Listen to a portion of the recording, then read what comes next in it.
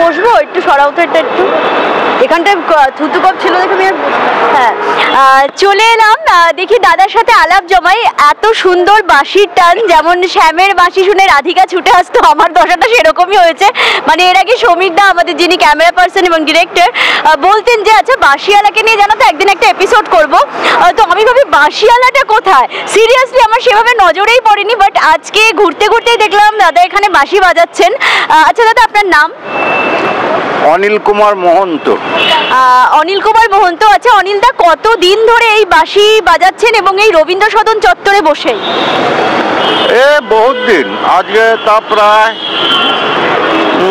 40 বছর হলো 40 বছর ধরে বাড়ি কোথায় আপনার আমার বাড়ি বর্ধমান ডিস্ট্রিক্ট মন্তসর থানা দেওয়ানিয়া গ্রাম দেওয়ানিয়া আচ্ছা ওটা কি কুসুম গ্রামের পাশাপাশি হ্যাঁ কারণ আমার বাড়ি নবদ্বীপ তো কুসুম গ্রামে আমার বাবা গান করতে গিয়েছিল পরীক্ষিত বালার সাথে পরীক্ষিত কাকুর সাথে তো ওই জন্য আমি ভাবলাম যেহেতু ওই আপনি বললেন কি একটা ওই যে দেওয়ানিয়া ওই গ্রাম আশেপাশেই হবে তো এখন কোথায় থাকেন কলকাতায় নাকি ওখানে আমি বাড়ি থেকে যাতায়াত করি এবার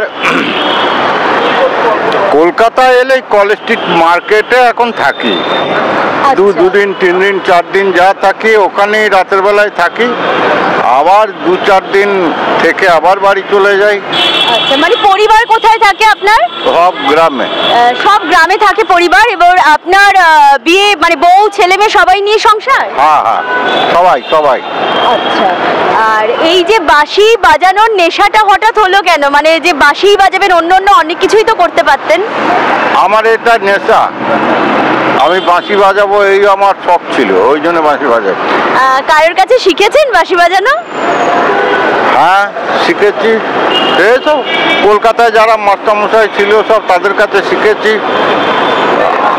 মানে কলকাতায় শিখেছেন। বন্ধুরা শোনো, তোমাদের যাদের বাঁশি বাজানোর ইচ্ছা হবে এখন তোমরা এই স্যারের কাছ থেকেই শিখতে পারবে, তাই তো? কলকাতায় আপনি এখনো শেখান তো কেউ চাইলে? হ্যাঁ, এখন বাড়িতে গিয়ে সব শেখাই।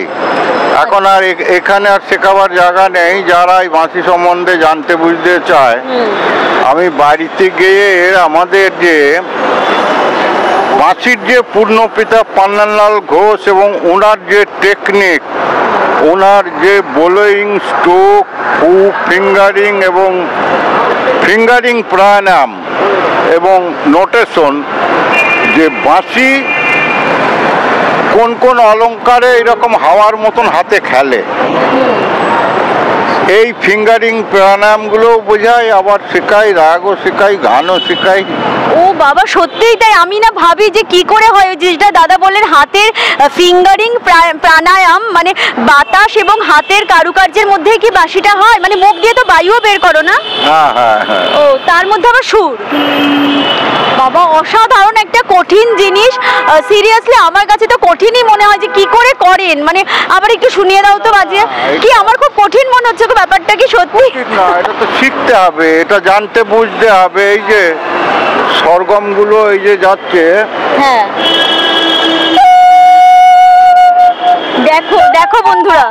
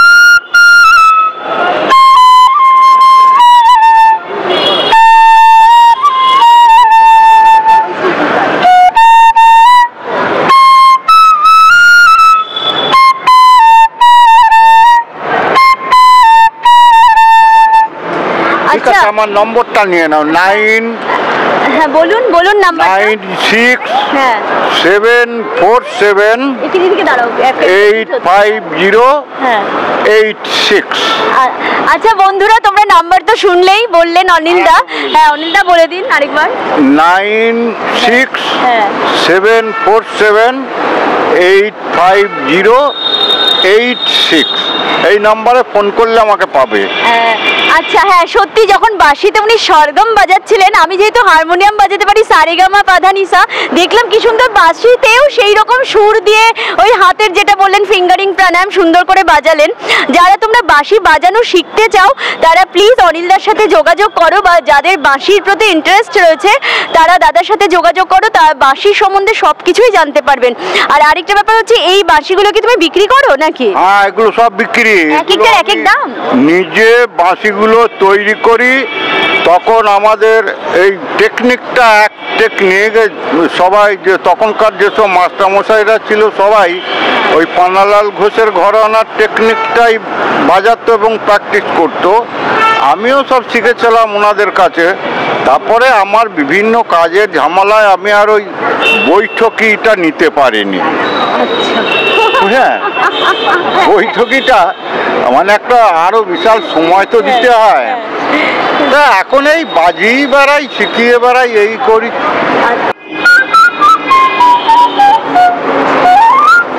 বাড়ি কোথায় যেন? টালিগঞ্জে তো না? আমি নাম্বারটাও দিয়ে দিচ্ছি তোমাকে।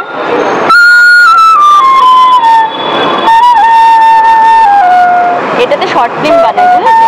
আচ্ছা, তোমার চ্যানেল? হ্যাঁ, তুমি জানতে না? না না না না।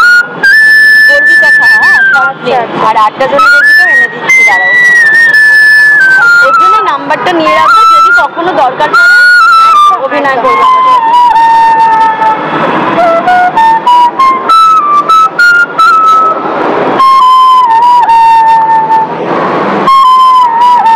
এটা হচ্ছে এই এপিসোডটা এখানেই দেখানো হবে। আচ্ছা। তুমি বক্তৃতাও ইন্টারভিউ দিতে পারো।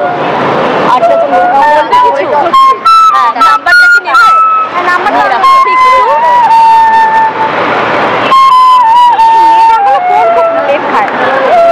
আর দেখো চ্যানেলগুলো আর কমেন্ট করো। এই তো 150 টাকা। হ্যাঁ, ওকে, আমি আর বাকি 250 টাকা। আমার নাম লাস্টে 3214। আর নামটা বলে যাও। শুভশ্রী। শুভশ্রী, হ্যাঁ। টাটা, দেখা হচ্ছে। হ্যাঁ, বাই। হ্যাঁ, এই দেখো অনিলদার বাঁশি বেচা কেনা চলছে। সারাদিনে একটু আগে ওটাই শুনলাম যে ওনার একটাও বউনি হয়নি। ও খরিদ্দার বলছে যে বাবা কিনবে। কালা বাবা। আচ্ছা, এই বাঁশিগুলো কি অনিলদা নিজে বানাও? হ্যাঁ। আচ্ছা, এগুলোর দাম বললেন এবং ক্রেতা কিনতে এলো, বললো দাম বেশি বলে চলে গেল। আজকে তোমার বউনি হয়নি বলছিলে না গো? হ্যাঁ, এক একদিন ওরকম হয়। এক একদিন হয়, ব্যবসায় বিজনেসে আপ ডাউন থাকেই।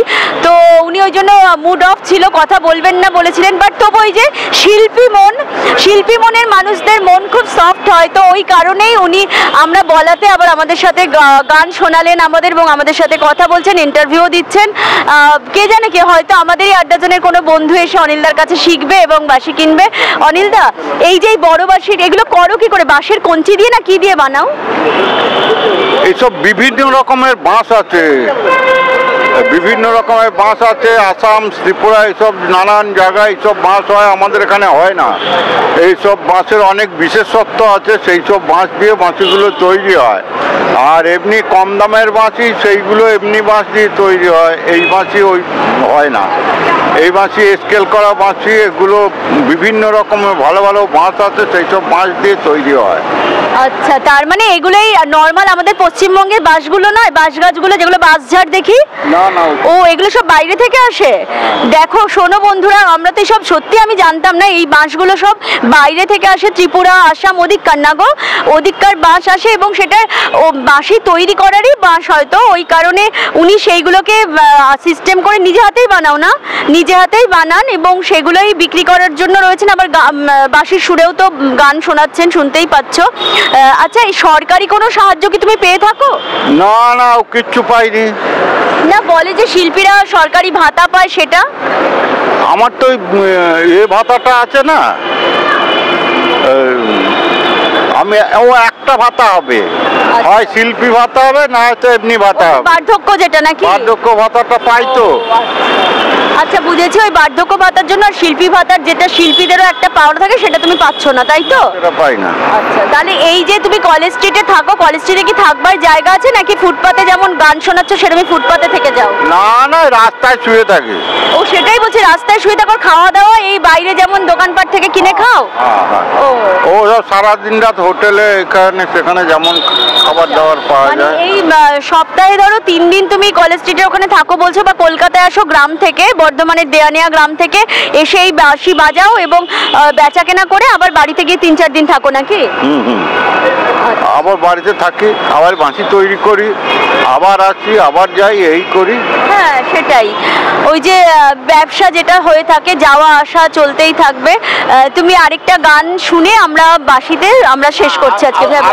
এইবার যে শুনবে হ্যাঁ, তাকে যারা অনিলদার বাঁশির সুরে মূর্ছিত হচ্ছ, মানে যাদের খুব ভালো লাগছে অনিলদার বাঁশি শুনে, তারা প্লিজ যারা বাঁশি শিখতে চাও, বাঁশির সম্বন্ধে জানতে চাও, অনিলদার সাথে যোগাযোগ করো।